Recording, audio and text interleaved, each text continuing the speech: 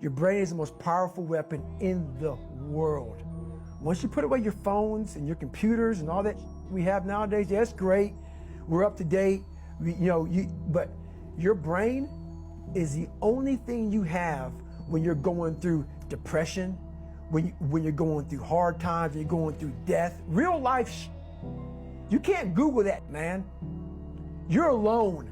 You're alone. You may have a shrink you're going to, you may have a best friend you're going to, but there's 24 hours in the day where you're alone in this brain, and your brain is talking to you in all kinds of ways, and it wants to control you and pull you in these different pockets. If you can't control your own brain and your brain controls you, you got to tell your brain where you want to go and how you want to go and how you want to get there. You got to control it. If not, it's over. What existed for me was, okay, man, how am I going to make this work? And all I knew back then was hard work. The only way anything gets accomplished, that's all I heard back in those days. You got to work hard. You got to work hard. I'm not getting I can't get this paragraph. I can't remember what the is in this paragraph to pass this test to get in the military. Read it again. Still not getting it. Read it again. But if you're not getting it, write it out. And that's how I started learning. Okay, well, I got to write out everything I do. And then write it out again, and write it out again. And guess what happened? I got it. I got it. I can't swim. I'm negative buoyant. Go back again. I can't swim. Go back again. Go back again. Go back again. I got it. I realized if I keep going back and going back and going back until the just becomes, your mind will say, okay, we're going to figure it out. Because he is not going to stop. It's not like I'm gonna try one more time. No, it's just like alarm clock goes off, boop, we're going back. I can't read right, we're going back. I gave myself no way out, and my mind realized that. They said, okay, we're gonna adapt and overcome now.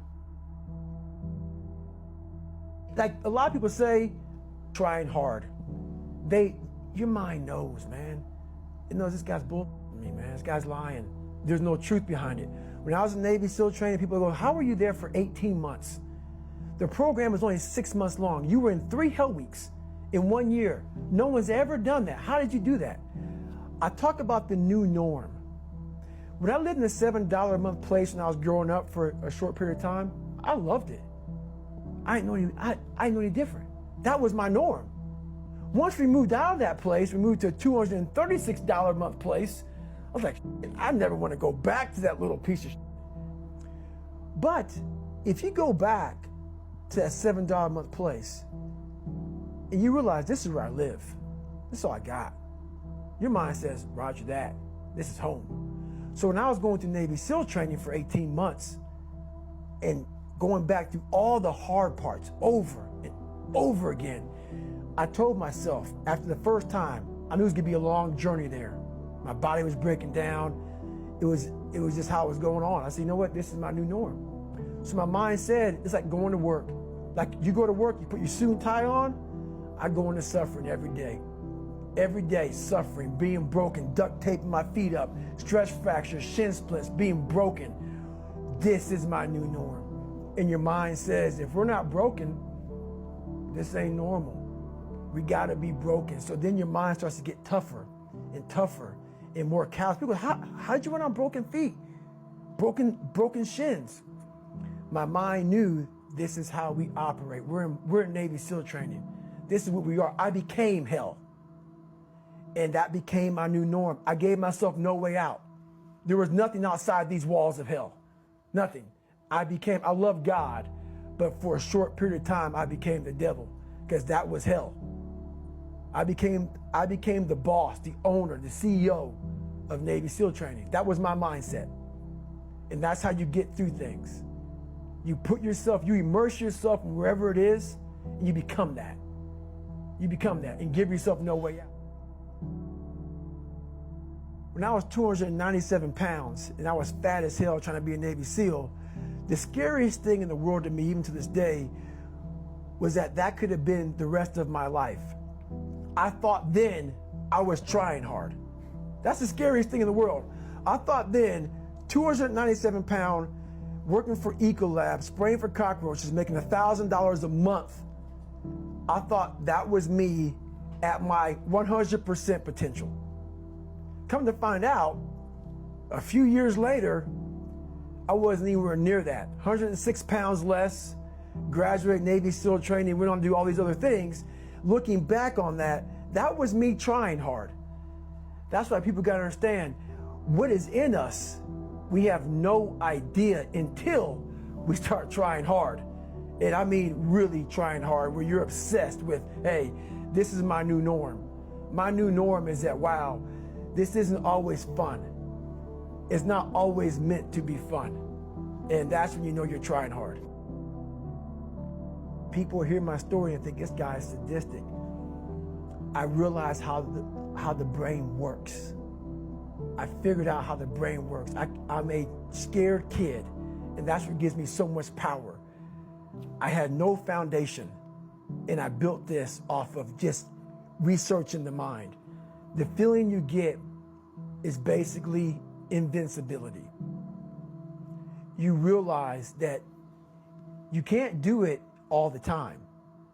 When you need to do it, I know I can go to a place that I can live in. And when you know that you can run on broken legs, and you can do certain things that a lot of people can do, but they're not willing to do, this power, this sympathetic nervous system of fight or flight, and you're fighting, it gives you this charge of energy of when you're sitting there at 3:30, 4 o'clock in the morning, and you're duct taping your feet up because they're broken, and you're doing it by yourself, and you're going through arguably one of the hardest training in the world.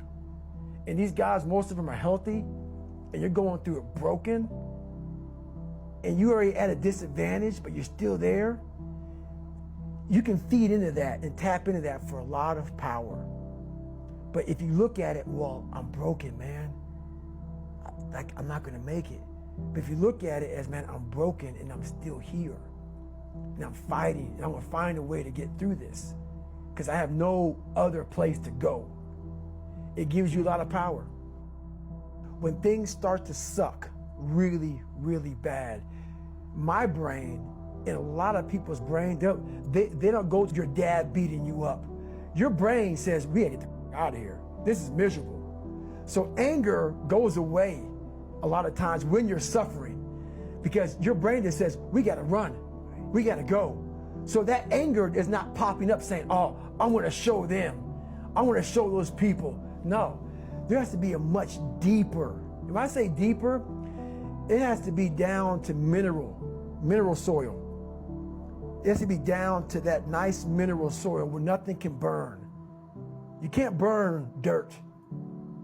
So it has to be down that low, that literally is something in you that's at the core of your soul.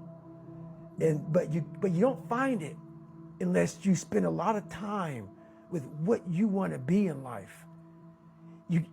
I can't give that to you. Right. You can't give it to somebody. When you find your true passion in life, and my passion for me was like, oh, I want to be, I don't give a Navy SEALs, Army, I don't give a shit. I want to serve my country. I want to be someone that I'm proud of. I want to look at myself in the mirror because I was so disappointed. That accountability mirror I talk about, I was so disappointed in what I saw every day. I wanted everybody to love David Goggins. And a lot of people did. I didn't love myself. But I knew a lot of us want to find peace first. So people say, man, you always talk about this suffering and pain and I'm at peace right now because I went through that. You don't find peace first.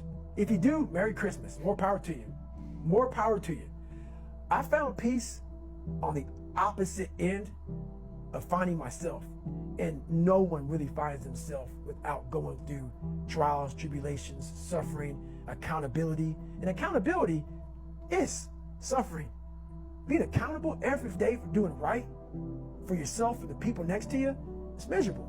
It's hard. So, even the smallest details.